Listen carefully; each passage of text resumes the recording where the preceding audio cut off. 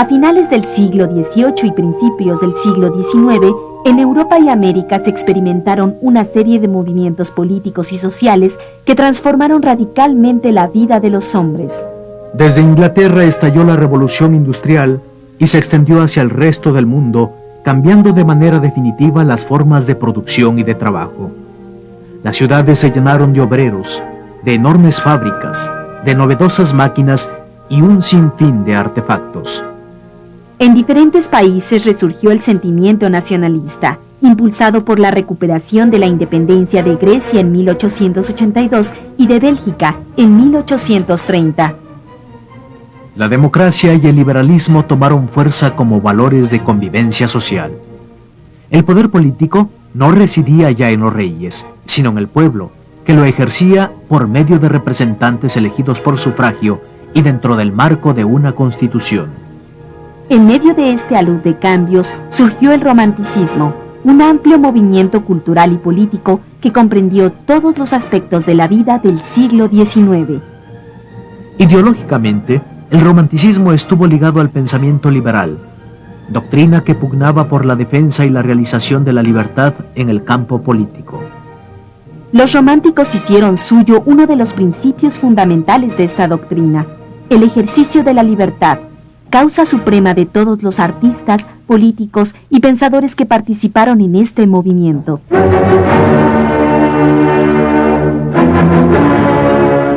Alemania fue la cuna del romanticismo, aunque rápidamente este movimiento contó con partidarios y seguidores en el resto de Europa y América. Uno de sus rasgos característicos fue la férrea oposición al racionalismo y al neoclasicismo que habían prevalecido durante los siglos XVII y XVIII. Al orgulloso símil de la luz enarbolado por los pensadores de la Ilustración, los románticos contrapusieron el gusto por la noche y su misterio, así como el predominio de la imaginación, los sentimientos personales y la audacia expresiva. La ruptura con el clasicismo y con los postulados de la Ilustración fue total. Voltaire, como todos los perezosos, odia el misterio, escribiría el poeta francés Charles Baudelaire. El arte clásico y por extensión el neoclásico se habían caracterizado por procurar la serenidad, la simplicidad y la nobleza, por permanecer atento a las normas. De acuerdo con la concepción clásica, la finalidad del arte era educar. Los románticos no creían en nada de eso. Rechazaban someterse ante cualquier regla y exigían libertad absoluta para crear. El arte debía conmover, despertar emociones en el espectador y no educar. El romanticismo no se limitaba a los estatutos de la razón. Lo suyo era buscar lo infinito, lo maravilloso, lo fantástico. Espíritu de rebeldía, el espíritu romántico valoraba más las experiencias personales que los preceptos científicos o académicos. En aquel siglo XIX, durante el cual las máquinas empezaban a ocupar un lugar protagónico en la historia, los románticos prefirieron volver su mirada hacia la naturaleza, con la que se identificaron plenamente. Basta leer algunas líneas de los cantos de Maldoror del conde de Lautréamont. Soy hijo del hombre y de la mujer, según me han dicho. Me sorprende. Creía ser más. Si hubiera dependido de mi voluntad, habría preferido ser el hijo de la hembra del tiburón, cuyo apetito es amigo de las tempestades, y del tigre, de reconocida crueldad. La rebeldía ante el propio destino de haber nacido hombre refleja el desencanto ante una época de drásticos cambios, tristeza y melancolía, furia en ocasiones.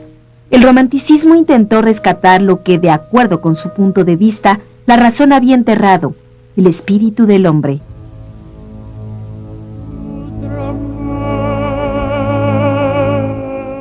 Como parte de la búsqueda de lo fantástico, surgieron personajes legendarios. La novelista inglesa Mary Shelley dio vida a Frankenstein, mientras el irlandés Bram Stoker retomó en su libro Drácula un antiguo mito del centro de Europa. Ambas obras formaron parte de una vertiente del romanticismo, el género gótico, que predominó en los países germanos y anglosajones. Dicha vertiente se distinguió porque en ella la presencia de la muerte y de espectros fantasmales se apoderaron de la imaginación de los artistas. Frankenstein es un monstruo sintomático de la época, pues de alguna manera es hijo del pensamiento científico y de un momento histórico donde los valores humanistas se sintieron amenazados por la ciencia. El mismo rayo que en el terreno de la ficción dio vida al temible Frankenstein era una realidad ya durante el siglo XIX, pues la ciencia continuó su impresionante desarrollo en todas las áreas. Durante esta época, Benjamin Franklin logró captar por primera vez la electricidad. Asimismo, Edward Jenner descubrió en Inglaterra la vacuna contra la viruela. Tales avances no calmaron las atormentadas almas de los románticos, quienes continuaron escudriñando los sinsabores de su tiempo. Uno de los principales precursores del movimiento romántico fue el poeta alemán Johann Wolfgang Goethe. En Fausto, obra maestra del romanticismo, Goethe mezcló elementos de la religión cristiana con los mitos grecorromanos y germánicos. El resultado fue un extenso poema dramático, de belleza aterradora y embriagante. En dicha obra, Goethe retrató al hombre moderno dominado por el constante afán de obtener riqueza y poder, capaz de cualquier cosa para conseguir sus objetivos. Mientras Goethe dibujaba al hombre como un monstruo devorado por la ambición, en el mundo real los obreros encabezaban numerosos actos de protesta contra la explotación laboral en las fábricas. En Inglaterra se persiguió a los pensadores radicales por temor a que implantaran sus ideas en favor de los obreros miserables. El poeta romántico, Lord Byron, alzó su voz en defensa de los obreros, oponiéndose a que se les aplicara la pena capital a los trabajadores que expresaban su furia, destruyendo las máquinas. En España, el pintor Francisco de Goya escribiría una notable sentencia de su tiempo. El sueño de la razón produce monstruos. Esos monstruos se encontraban representados en el advenimiento de un mundo donde se permitía la explotación de los hombres, pero también en el fracaso de la Revolución Francesa y en la posterior tiranía impuesta por Napoleón, quien se hizo coronar emperador. Goya vivió de cerca las consecuencias de la monarquía napoleónica cuando las fuerzas militares de Francia invadieron España y fusilaron a numerosos civiles en las calles de la península ibérica.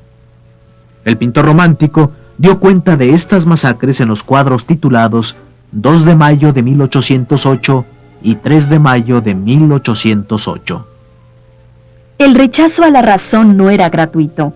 Para los románticos, el culto excesivo al raciocinio había convertido a los hombres en esclavos. Por eso renegaron de las normas establecidas y buscaron abrir espacios a la pasión, al nacionalismo y al derecho a la individualidad. En un claro manifiesto en defensa de la conciencia individual, el poeta y pintor inglés William Blake sentenció: una misma ley para el buey y el león es opresión. El mismo Blake dedicaría extensos poemas a dos movimientos políticos muy relevantes: la Revolución Francesa y la Guerra de Independencia de los Estados Unidos.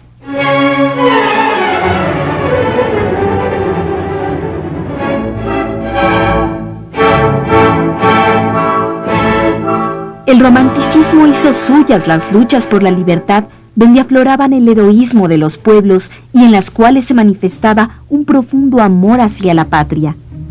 Ideas románticas las hubo también dentro del ámbito político, pues eran ideas de liberación.